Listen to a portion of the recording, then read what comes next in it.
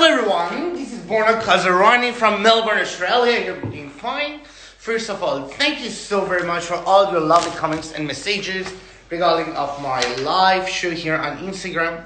And please forgive me if I'm not able to reply you all. So today I'm gonna have a conversation with a great artist, Felix Semper, who was born in 26th of June 1964 in Havana, Cuba, who is a Cuban American artist, and Semper gained popularity with his notorious big work inspired by a photo of a late rapper, the notorious B.I.G. He crafted this sculpture from thousands of layers of glued paper. So, let me ask Felix to join me for a great conversation. He's here.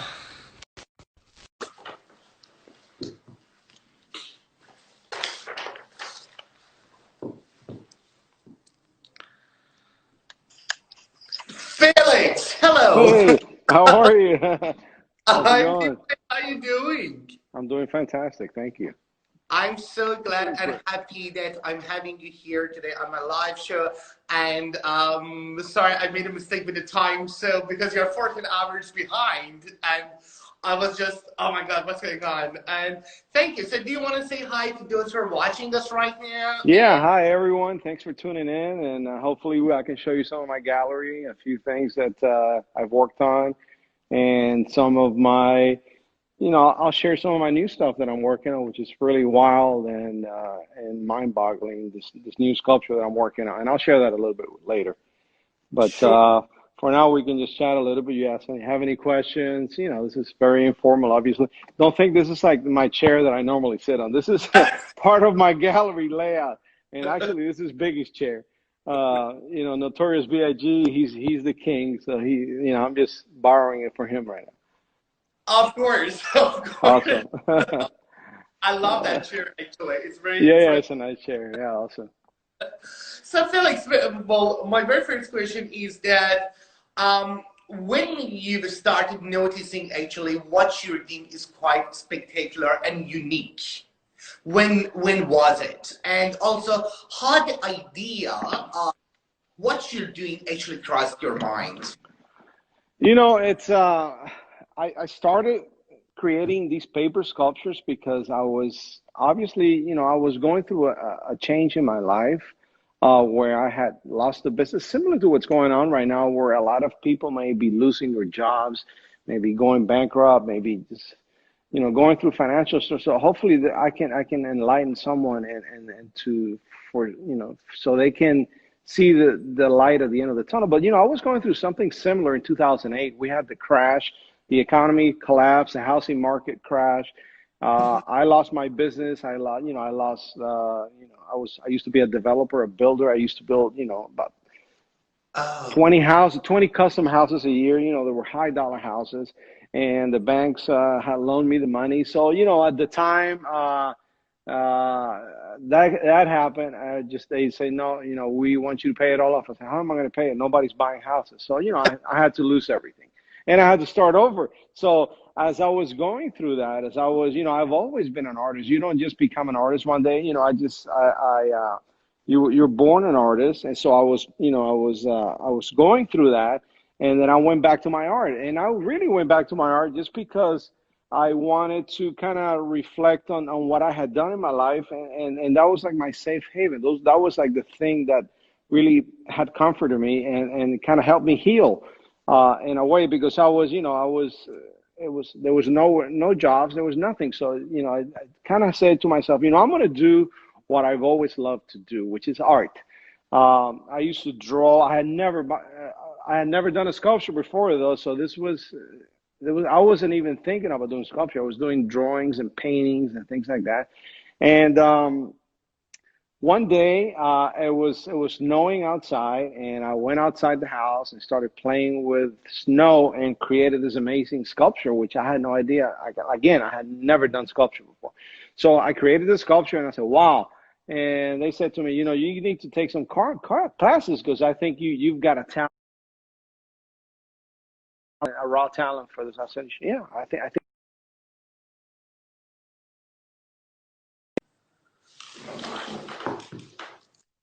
And sculpture, just to kind of play around with plaster and things like that. And I loved it. I was fascinated. I soon realized that if I was going to make a change in my life, drastically, where I can show people what I did, I had to make something that nobody had seen before. I had no idea what that was going to be yet, but I did work in my earlier years as a graphic designer when I got out of high school. I worked as a graphic designer, and I remember going in a print shop, and I used to go to the back and cut paper. And as I cut these stacks of paper, I would see how these papers shift and create a form. And even back then, I would think, how I wonder if I put a stack of paper together and kind of glued it on the outside, kind of like a tablet where you tear off the sheets of paper, if that would stay. And I can maybe even draw on the inside, make an animation, because I always loved animation. I was fascinated with Walt Disney. I used to go as a little kid to the movie theaters and kind of draw, and it was just I made a 3-minute animation cartoon. So animation was always there for me, that I loved. So anyways, as I was developing my artistic abilities even further, I took these classes that didn't work out, and I went and decided to go back to that original idea. So I took stacks of paper and I glued them solid, and I started carving on these papers. And as I carved on these papers, I made this amazing sculpture, and it looked so real that people really couldn't tell if it was an actual stone or if it was paper. And so I said, that this is not going to work, because there's not going to be a wow factor, because nobody's going to know what this is made out of. Because it was solid like a rock, and it behaved like a rock. It looked like a rock. So I said, I got to do something. So that's where my animation and all these things came in. I started playing around with gluing these papers, and kind of in a way where these papers are going to be able to move. And so it took me over a year and a half to kind of figure out the whole technique and kind of put everything together. And once I did, it was my first one. I went to Union Square, Washington Square Park in New York, because I wanted to get feedback from people. And as I did that, it was just overwhelming. Everybody was just like wowed, and hadn't seen this, and they hadn't seen this type of work before, and how a sculpture moves. So from that, I started developing. I love pop art. I love everyday items like my Campbell's soup, like cheeseburger, Biggie burgers, like Coca-Cola, Cheez-Its. I love Cheez-Its. Things like that. So those are the things that inspire me to do now. And I think Very interesting.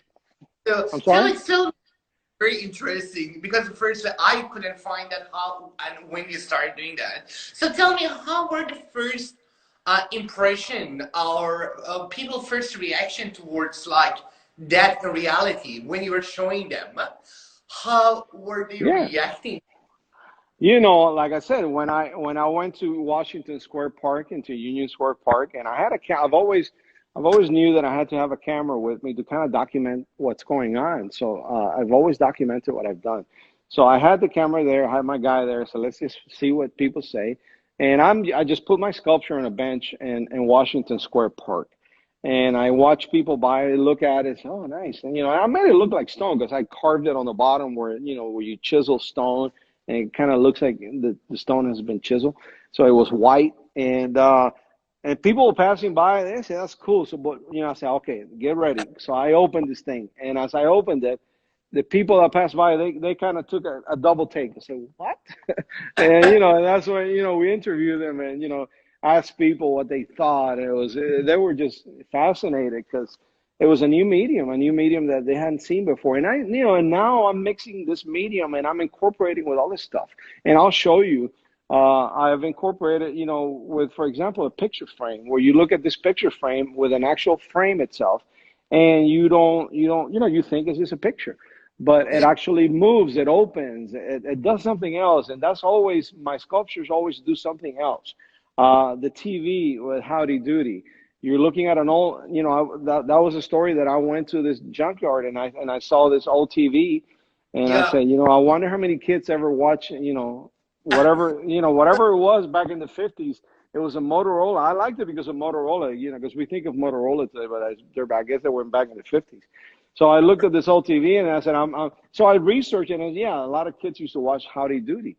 And I said, I'm going to put Howdy Doody in that TV, and I'm going to take a bench from the 1950s. I'm going to put it. I hadn't figured out exactly how to do it, but I wanted to use that animation and that's what I'm doing now. I'm using a lot of remote controls, a lot of motors on the inside where the sculptures can come up by themselves, and they Right. tell a story, and they have that wow factor to the next level.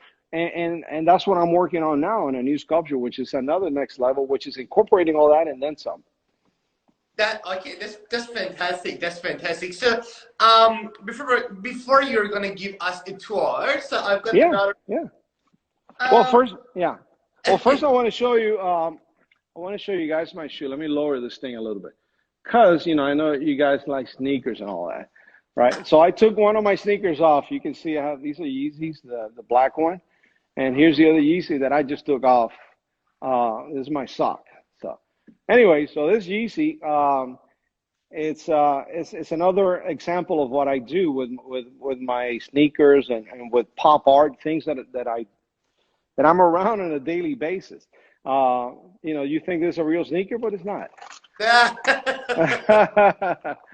It's that the wow factor that I'm always looking at, and I'm always thinking, how can I take this and kind of play a game with people. But I have a lot of fun, obviously, and I'm hoping you guys do too. no.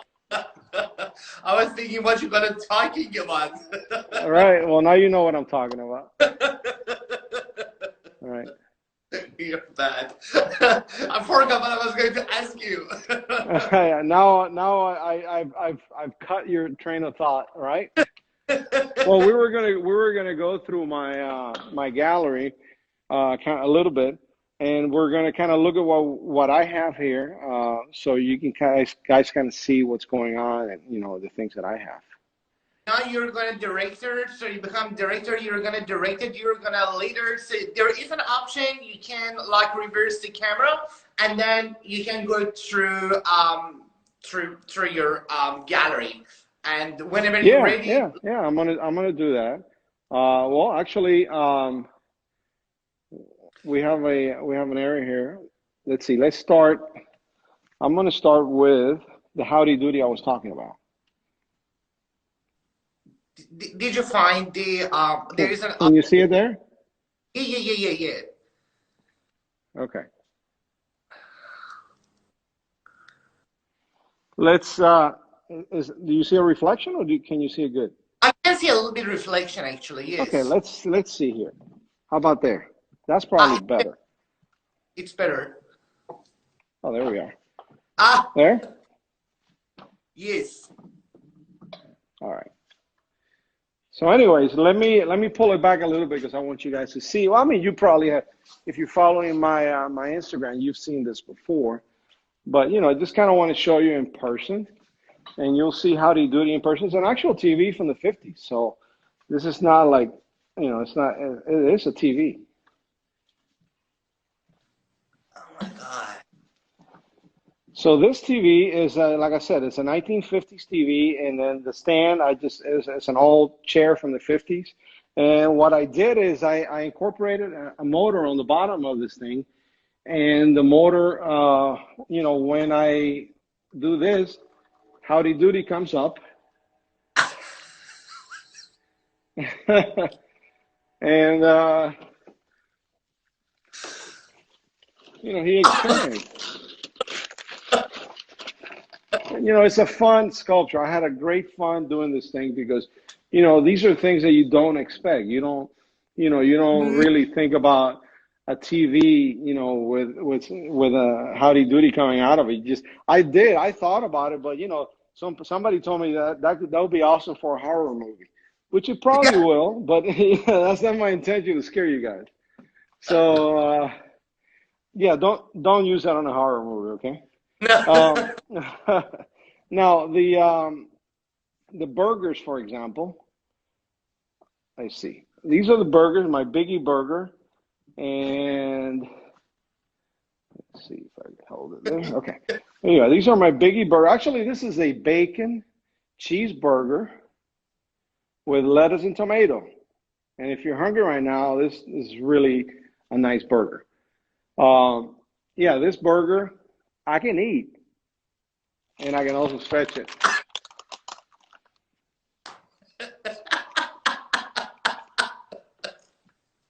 The same with a Coke. You know, I've shown you guys this Coke before, but this is a Coke actual. You know, it's an actual Coke bottle, right? The cap comes off, and this is one that I was experimenting with new things. You know, there's liquid, there's Coke in there. You see the Coke, right? Yeah. There's no way this thing can move. How could paper hold water? But it does. It does. Paper does hold water. You know, these are the new things that I'm constantly, my head is constantly evolving and it's constantly doing things. You know, the same with Pepsi. Tell me, Felix, tell me, so how long does it take? For example, that Pepsi that you're showing This us. Pepsi right here, yeah. How long This does it Pepsi takes a few days for me to make it. You know, by the time I carve it, by the time I glue it and paint it and things like that, it takes, you know, a few days. And then, you know, everything that I do is painted by hand. So Oh, this is all hand painted, and everything is painted by me. I don't have an assistant painting everything because I love to do everything myself. I love the painting part of it. goodness. You know, originally I was, you know, I always loved to paint. I always loved to draw. I consider myself a good draftsman. So, you know, this is part I enjoy. I enjoy sculpting, but sculpting has for me, there's only a certain way that I can get, you know, a certain time that I can get to sculpting, and then it becomes monotonous and boring. So once I get to the painting side, I'm real excited because I'm seeing the product evolve, and I'm seeing it come to an area, you know, a time where it's almost at the end. I see the color. I see the Coke. I see the product, and that's fantastic for me. Now back here, you're looking at this bull. You're saying, "Wow, that's an impressive bull." Don't mess with that bull, right? You don't want to mess with that bull. But you know what I say with bulls? I say with bulls, you gotta grab him by the horn, because if you don't, the bull's gonna come and get you. So the same with this bull. You know, this bull is going grab the bull by the horn. This is the bull, and this is the horn. This one is it's a tricky sculpture, but it's fun. It's a fun sculpture. Why is it tricky? Tell me. Well, this is my only sculpture that hangs like a you know, actually the bulls like you've seen in Spain and stuff like that hang on the wall. This one hangs on the wall. Most of my sculptures sit on a pedestal, or you know, or come out of a TV, or you know. So this is new, coming out of hanging on the wall is a new thing for me. It's a new area that I ventured to, and you know, and actually grabbing the sculpture and actually moving and maneuvering the sculpture. You know, that's not an easy thing because you've got all this weight on top of you. Any of these sculptures, the big ones can weigh anywhere 50 to 75 pounds. So it's so you know, if you've got a lot of sculpture in your hand, you got to be ready to put it back and to hold it, you know, because it's not an easy thing. Well, let's go now to One of the questions. Because people keep sending me questions, and I don't see any of those questions, so I really don't know what's going on. No, Okay. It's more than I see hearts sometimes.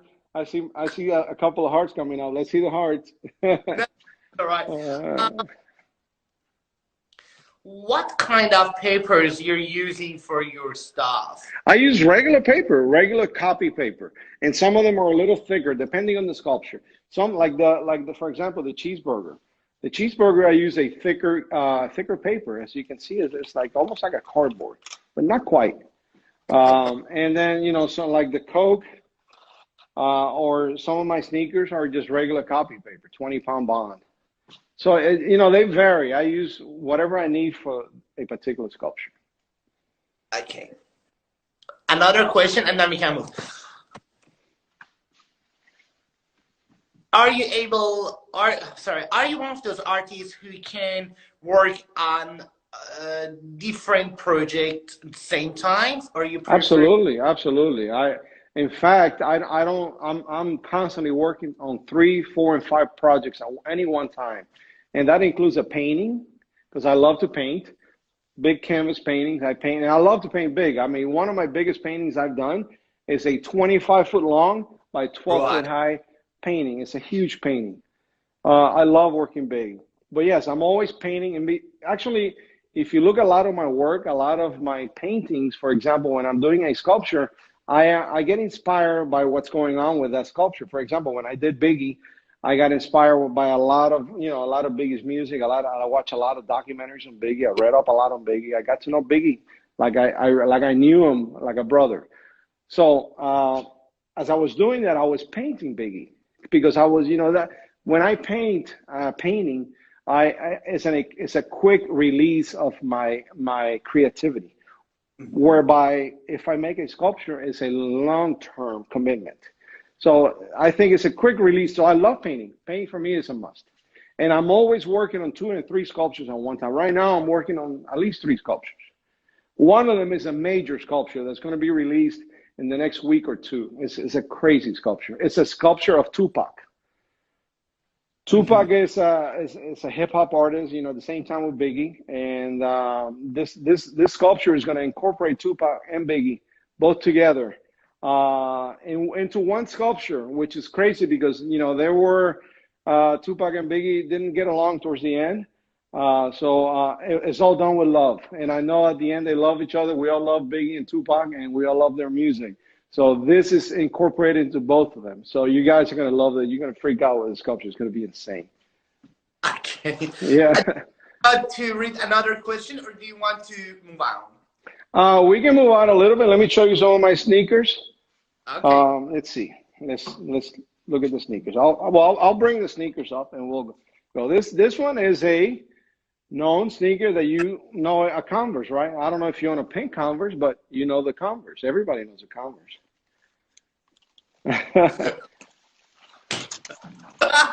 And of course, this is what I'm talking about, the paper. This paper it's just a regular white paper. But you see the painting, I try to paint the logo. I try to make it as real as possible. Although I like the imperfections. I like to leave the lines not straight. I like to do things it's a piece of artwork. I'm not trying to make. Of People were telling me the other day, or one time they asked me, are you afraid you're going to get sued by Converse or Nike? I said no. They're honored that I make their product, and I make it a work of art. This is going to last exactly. forever as a work of art, and it's going to be part of culture and history. So I think they love my work, and I've gotten great Exactly. compliments from all of them. Yeah, yeah. The same with Yeezy. I've had great comments in the Yeezy. I love my Yeezys. I got them in every color, pretty much. I love them. I haven't made them in every color, but I love them. This is the zebra Yeezy, right? The same way. And I incorporate, if you look at it, you see the laces. You see Lot. that. A lot of time you don't even see anything. You see the shoe. Wow. But then, it opens up. One of my first ones that I did, well, I think the first one that I did was a Converse, a blue Converse. Okay, I've got a This question regarding of Canvas. So there, somebody asked, is the first like there are lots of, but the latest one is weight of Converse shoes, please. the what? The weight? The weight of the shoe. That's How what. much is the weight? Well, I don't know any other than pounds, so I'm not going to be able to translate it into whatever other measurements are. But I would say this probably weighs maybe about 3 to 4 pounds, I think maybe about 5 pounds. one I don't know. kilo. I don't know how Yeah. much is a kilo. I'm sorry, I can't translate.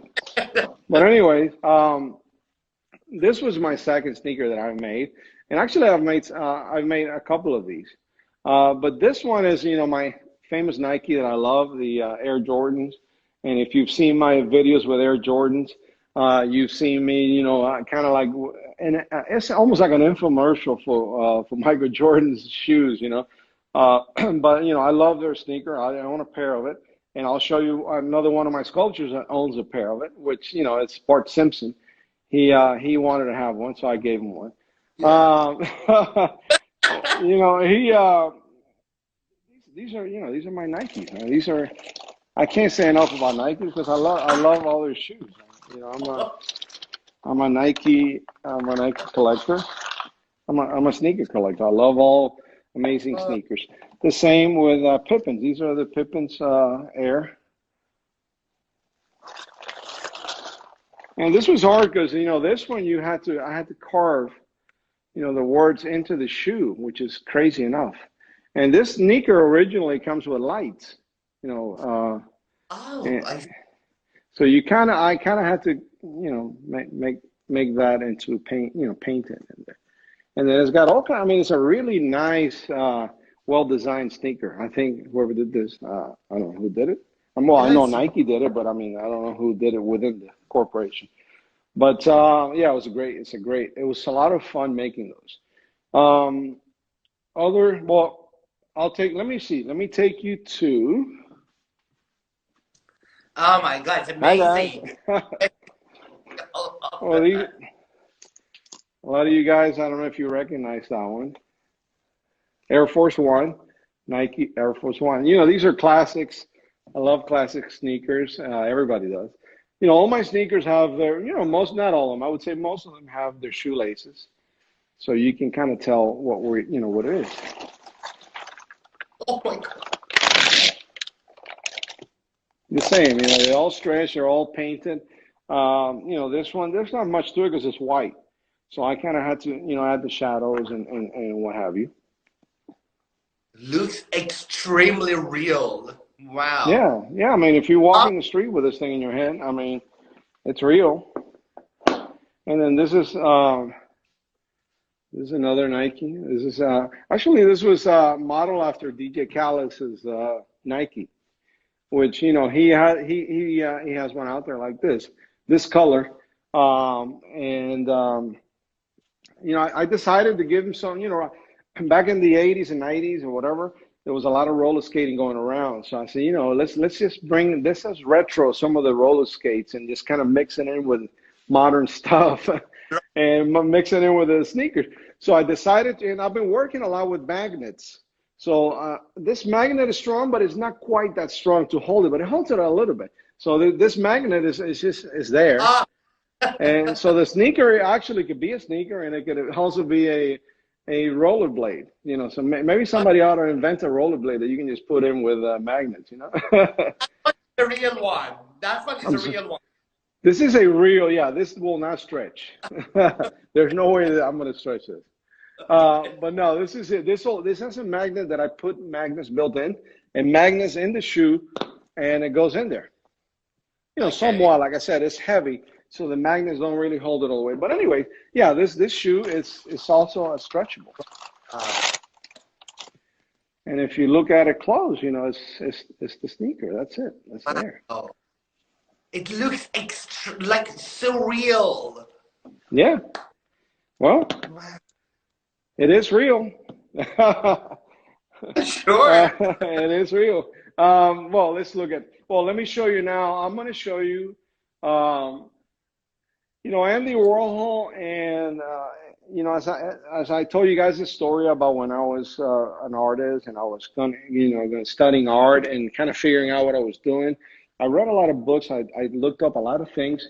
One of the persons that I highly admire is you know, two of them. They come in the pair, which is Andy Warhol and Jean-Michel Basquiat. Both of these guys are, you know, they inspire me with their, not only with their works of art, which are, you know, obviously amazing, they're classics, but you know, with their life, with the way they lived their lives, and you know, they were so free, they were so. So, anyways, I try to put this into one sculpture, which is a lot. I try to put a lot of this stuff into this one sculpture.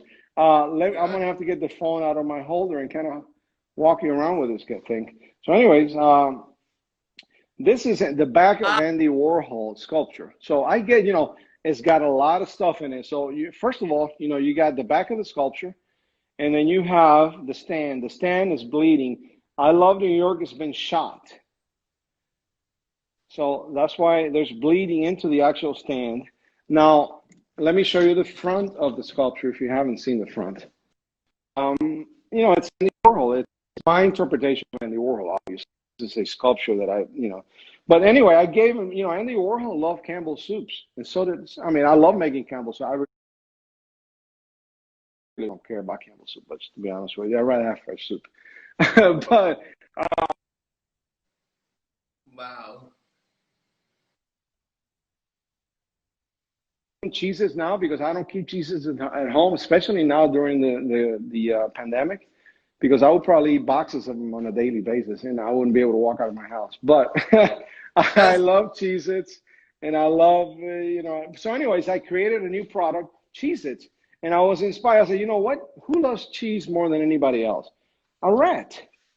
So I put a rat in there, and it's got a big rat tail, if you can see that. And the rat is actually, it was chewing away on the box of cheeses. That's why it's all messed up like that. The box has just been eating away. These are all Cheez-Its back here, by the way, the color. It's I'll tell you a funny story on this sculpture, because when I was creating this sculpture, I made a mistake in one of the papers and I didn't know how to rectify it. And I said, shoot, I made a mistake on this hand. And I think the mistake actually turned into a real life Band-Aid. So this is actually a mistake. This is not paper. This is another product, a piece of wood that I glued in there with Mickey Mouse. And I figure, how perfect is a Mickey Mouse Band-Aid with the rat underneath and cheese and all this other thing. It's a crazy sculpture. It really is. And we talked about the other things. We talk about Andy Warhol, and we talk about Marilyn Monroe. She gave him a kiss on the neck. This is Basquiat. He loves Basquiat. They were good friends. So I figured, why not give Andy Warhol a Basquiat tattoo? I love Basquiat. It's and then of course in the back, I always tattoo my names in the back of the sculptures. So that's a tattoo of that tattoo I have tattooed on my right arm. So that is all, a real tattoo. And actually I have all my t-shirts now. On the side of the t-shirt, I have that tattoo imprinted in my t-shirt. So it not only has a tattoo on the inside of the t-shirt, but outside, real tattoo. So yeah, I do have it. Hold on. Let me put it back in here. All right, hold on, guys. And I'll show.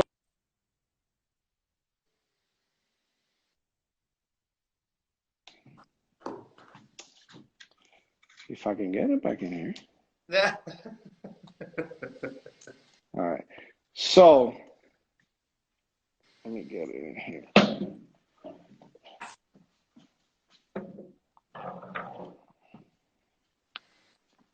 So this is the Andy Warhol sculpture. Wow.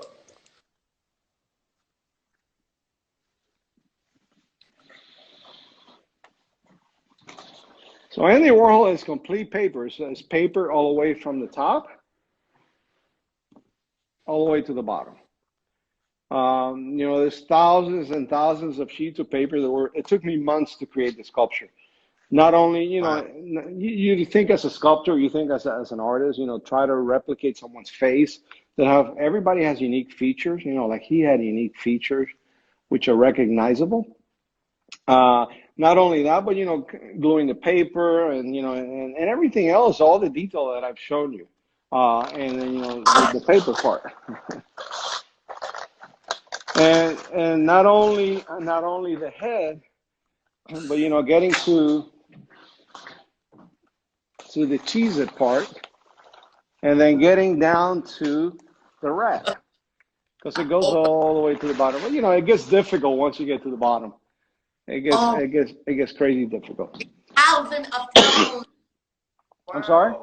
It's a thousand of layers. It's thousands of sheets of paper of layers, yes. It's Okay, thousands of sheets. okay. Um, let me ask you one of those questions. How long does the average paper sculpture take? A sculpture like this takes around 3 months to create. Three. Wow. Yeah, a Wow. regular, like I told you, like a cheeseburger or a Coke or anything like that, it's a few days to a week.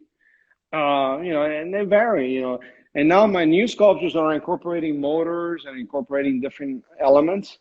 They take longer than that because, there's not only the sculpting part, but there's also the element of engineering. And that's part of that. You have any other questions? Yeah, there are a lot. I'm just reading the Okay. um, last one. They're just do you use anything to cut your paper, or you're just doing Yeah. everything? What do you mean that to cut the paper? I think if you probably have a tool Yeah, I or have I have a special tool that I use to shape the paper, and that includes knives and that includes electric saws. I mean, you name it, right. sandpaper. I use whatever means necessary to get the job done, I but see. but keeping an artistic flair to it. So yeah, I mean, I'm not shy about using whatever makes my life easier. I know, towards the end, everything is down to sandpaper and paint. That's the end. So Hey, and I use a lot of different things. I may use a crayon. I may use pencils. Different things. The great absolutely. thing is that this sculpture, once it's closed, to be honest with I can pour a bucket of water on this sculpture right now, and it will just go all the way down. It might get a little bit wet on the inside if it creeps down to the, inside the paper, but mostly the water is just going to go right through. And this the actual sculpture, the paint kind of seals it from the environment. So it's a very solid, very strong sculpture. If you take right now a bat and you would hit this sculpture with a bat real hard, nothing would happen to it. Absolutely nothing. It's as solid as a piece of stone. One It of my became, yeah. one of here actually is how do you usually protect your like your sculpture against of rain, snow? Yeah. Well, first of all, my sculptures are meant to live inside, not outside. Okay. So yeah. So if you buy a sculpture, and pay X amount of money for a sculpture, and you decided to put it outside in your patio, wow, I would not recommend it Of because course. eventually, water is going to get to it. Water and wind and all that stuff. These sculptures are meant to live inside. Absolutely. I'm talking about small amount of moisture that somebody spills something on, well, stuff like that. Of course, like I said, some water may seep inside a little bit, but it's not going to be terrible that the sculpture is done. Absolutely not. And that happened to me once. I was working, I think, on a bottle or something, and I forgot, and I had painted it. I just finished painting, and I put it outside my house. It was in the summertime, and I put it out there for it could dry a little bit. And I forgot, and all of a sudden, one of these summer's rainstorms that come in real quick and just pour down and leave. I was doing something and I forgot all about it. The rain came, got down, and then all of a sudden, oh my God, I left this thing outside. So I run outside, I get this thing, and I open it up, and it's dry as a bone. I said, man, that's crazy. Nothing happened to it. Yeah, but I wouldn't leave that on a regular basis, I think. But anyways, this is one of my most iconic sculpture, I would say. This is Biggie. Wow. These guys, this is Biggie, Big Biggie, and Little Biggie. And there's only one Biggie, but I made different versions of this Biggie. Wow. Um, I made a small Biggie, and it's Can you gonna. bring it closer? Can you bring it closer? I want to see the details. Oh wow. Now this eventually, um, these sculptures are going to be signed by me and Claiborne. He's the original photographer that took the picture of Biggie. And him and I became friends after all this. After I went on the Wendy Williams show, and we kind of reached out and talked to him. He's a great guy. We met and we talked about doing a project together with Biggie and my Biggie sculpture. And so eventually, these are all going to be signed by him and by me, and they're going to be an absolute collectibles item because this biggie is we'll have both of our this like that. This is and actually this is not the big biggie. This is a medium-sized biggie. The big biggie is very big. If you guys have seen it out there, Wow, look at that. well, yeah, It's wow.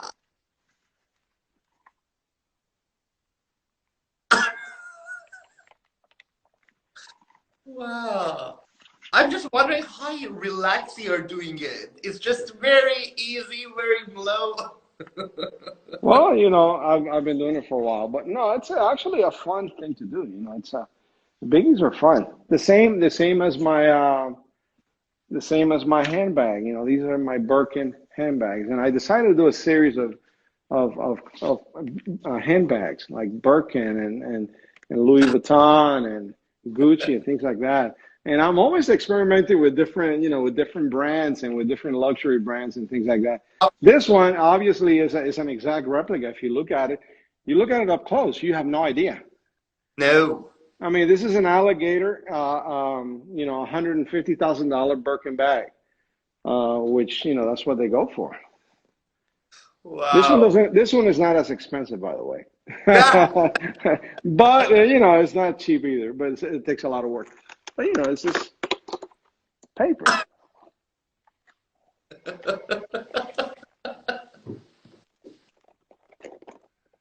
Wow. I was thinking of doing an accordion because when I did this one time, Yeah. it looked like an accordion. But no, this is the Birkin bag. I love my Birkin bag. I That's know I what have to sell it one day, but I really like to have it around. I like looking at it. It's like when you make art. I'm sure all you guys know as artists. When you make art, you get attached to your art. It's like babies. It's like giving birth to each one of these babies, and it's kind of hard to let go of them. But sometimes you got to let go. it's like that. So Felix, there are lots of questions. I've left some of the questions, but that was amazing conversation, and I'm really glad to having you here. And Yeah. You gave us the best tour and talking about your stuff, and I love it. And I'm sure the thousands of people gonna watch it and really love it. Well, look at that. You see that painting? Yes.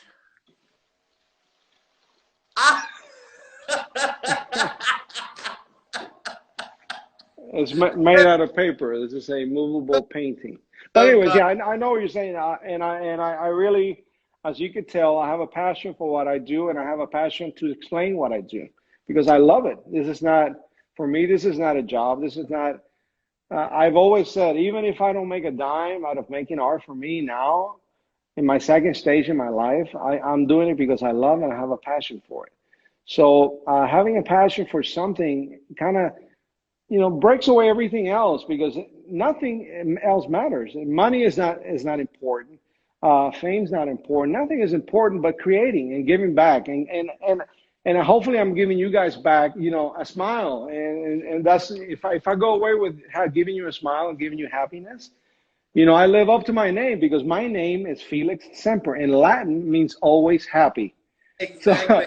So I'm living up to my name, which, hey, that's great. That's awesome. You certainly do. I'm sure there are thousands of people who are appreciating of what you're doing.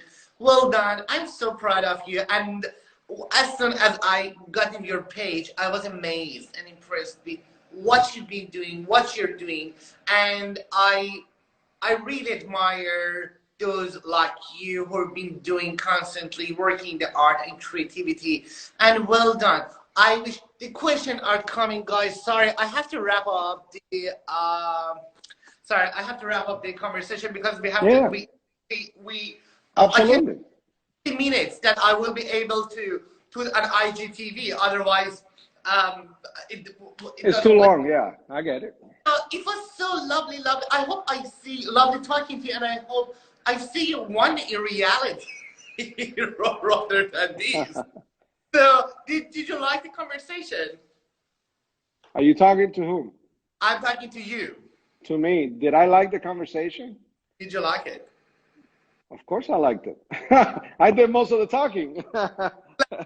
I'm glad to hear that. So, Felix, I will call you shortly. So, it was lovely, lovely talking to you. Thank you very much. And do you want to say goodbye? And then I'm going to wrap it Okay. up. Love you guys. Keep up the creativity and stay tuned for the next one because it's big. Bye. Take care. Bye bye.